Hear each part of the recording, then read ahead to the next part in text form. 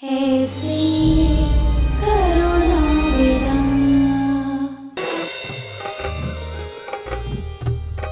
तुम क्या ठसक मसक के आगे बढ़ रहे हो? जल्दी चलो ना, सब आगे बढ़ लिए।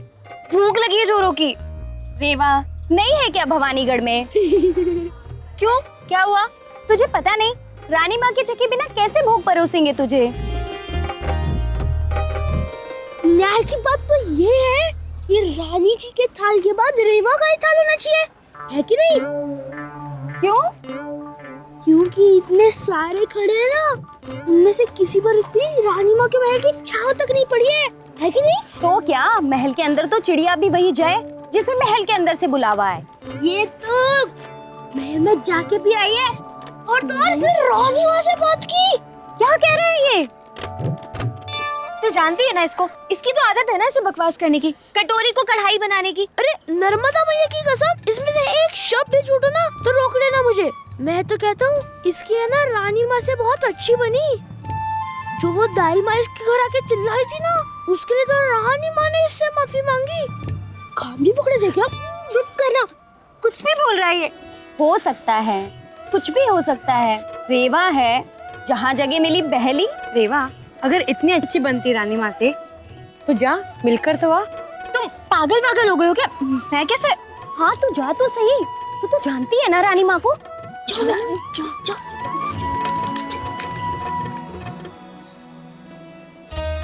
अरे जाओ जल्दी, हाथ तो करो, जाओ। अरे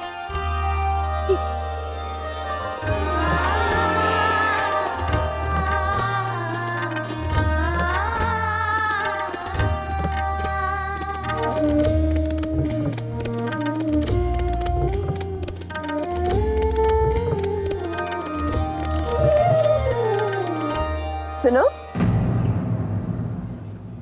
इधर आओ।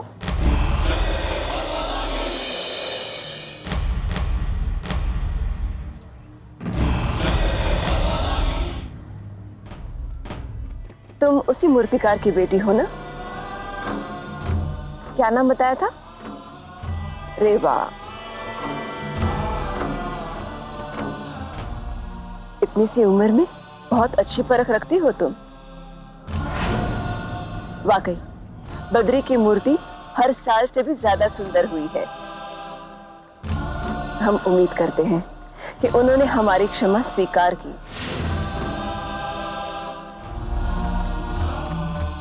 उनसे कहना उनकी मूर्तियों के बिना इस कस्बे की नवरात्रि का दिया कभी न जलेगा।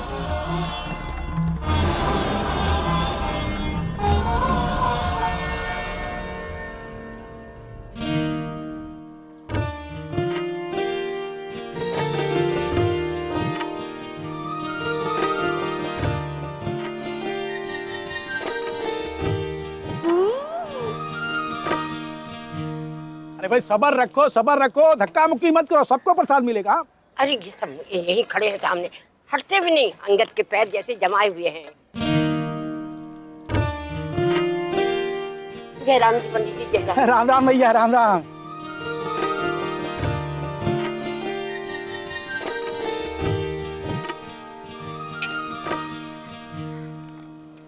ये लो मैया।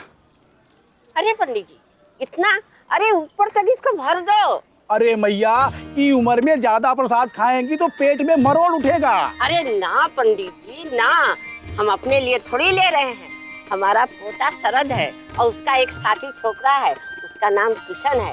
वो दोनों पर्चा देने गए हैं और वो लौट के आएंगे तो आपका भंडारा तो खाली होगा, बर्तन तो धुल जाएंगे, तो उन्हें प्रसाद ना मिलेगा। हाँ, मैं उनके लिए ले रही हूँ। शाम के समारोह की तैयारी हो गई? जी हाँ, आपके आने का इंतजार रहेगा। उम्मीद है हर साल की तरह इस साल भी आप समारोह में भाग लेने वाले उत्कृष्ट कलाकार को पुरस्कार देकर उसका मनोबल बढ़ाने के लिए आप जरूर आएंगे। हम आएंगे।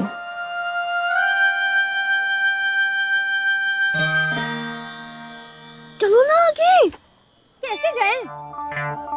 इतने लोग तो खड़े हैं आगे, इन सबको लांग कर जाएगा क्या? आप उधर खड़ा ना करो, धूप में सीखना है तो सीख जाओ, मैं तो जा रहा हूँ। अरे रुक तो।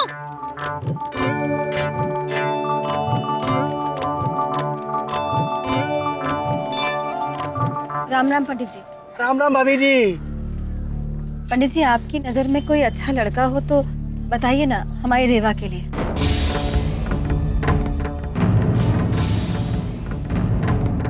लड़का रेवा दीदी के लिए? लो, ये बात तो आपने कभी मुझसे कही ही नहीं। अरे रेवा बिटिया के लिए लड़कों की कहाँ कमी है। एक एक से पढ़े लिखे होनहार अच्छे घरों के लड़कों की मैं लाइन लगा दूंगा। मैं कल आपके घर पर आता हूँ। कई अच्छे लड़कों के रिश्ते आए हैं मेरे पास अभी भी।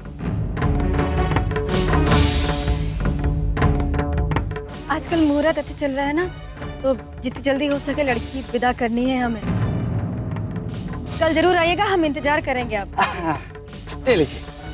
राम राम जी, राम राम जी।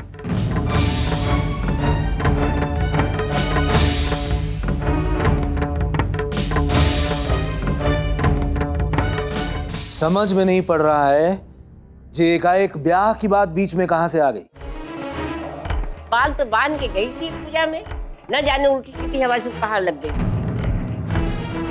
इसमें गलत क्या है? बच्ची तो रही नहीं रेवा, अब पढ़ाई तो पहले ही छूट चुकी है।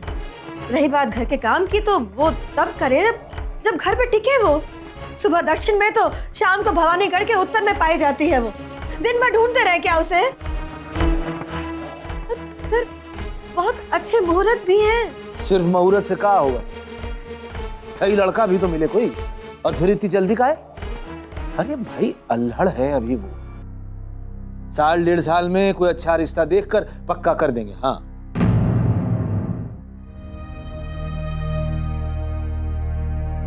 कितनी मूर्तियां गढ़ते हैं आप। बनने के बाद घर में बिठाकर रखा जाता है क्या? जिस मुहूर्त के लिए बनाई जाती है उसमें उसी में भेजना सही होता है ना। और जो रह जाती है उनके टूटने का डर नहीं होता क्या दिल में? मोढ़ी और मूर्ति में फर्क होवे लाखी। वैसे भी तू जिसकी बात कर रही है ना, वो अभी ब्याह के लिए तैयारी कहाँ हुई है? मैया, इनको अपनी बिटिया कभी भी बड़ी होती दिखाई नहीं देगी, और ना ही उसमें कोई बुराई नजर आएगी इन्हें। मैया, आप ही कुछ कहिए ना। बद्री, अब तो बहू की बात में मेरी भी हाँ हो रही है। ऐसे डोलते फिरने का क्या मतलब? वाको घर जाएगी तो जिम्मेदारियां समझेगी। रही बात लड़के की, तो हमारे रेवा के लिए लड़कों की कमी क्या है? अरे पर सही भी तो मिले कोई। ऐसे कैसे किसी से भी सही नहीं मिलेगा तो मैं क्या ऐसे ही विदा कर दूंगी उससे? यूं ही जिद करूंगी मैं? आपको क्या लगता है मुझे उसकी चिंता नहीं है? मेरी कोक जाई है वो, मेरे शरीर का एक हिस्सा है। भले ही कितना डांटो उसे, लेकिन जब वो हंसती है तो मेरी भी हंसी छूट जाती है। और जब वो रोती है तो मेरे लिए अपने आंसू छुपाना मुश्किल हो जाता है। मुझे फिक्र है उसकी। पुजारी जी को आने दीजिए, उसका ब्याह मैं ऐसे घर में करवाऊंगी कि ससुराल और मायके में फर्क नहीं कर पाएगी वो। विश्वास कीजिए।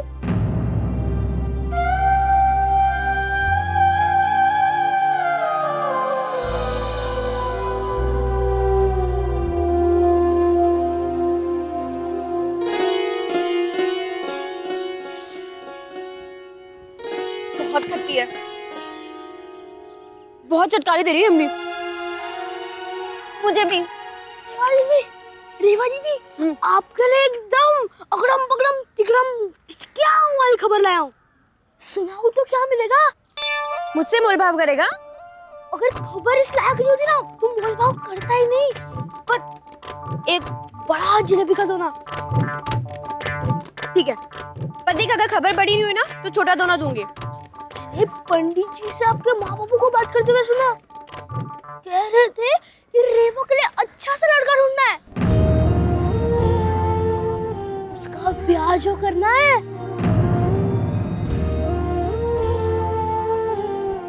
जल्द से जल्द। ब्याह? क्या?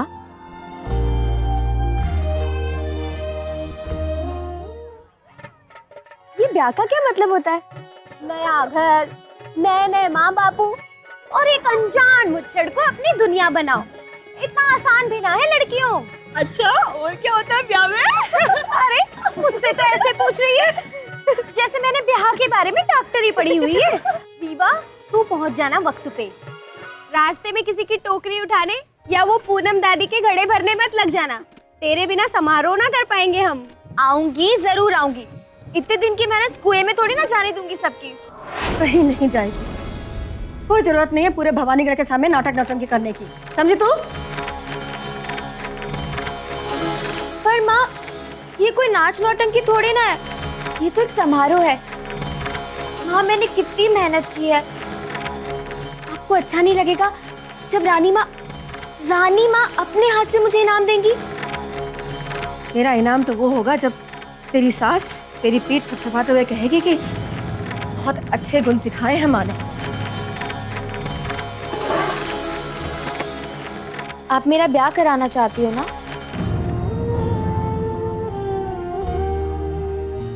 बोलो ना माँ। वो भोलू कह रहा था आप मेरा ब्याह कराने वाली हो। माँ, शाम के समारोह में जाऊंगी तो अपनी सारी सहेलियों को खबर भी तो देनी होगी। कहा ना, कहीं नहीं जाएगी तू।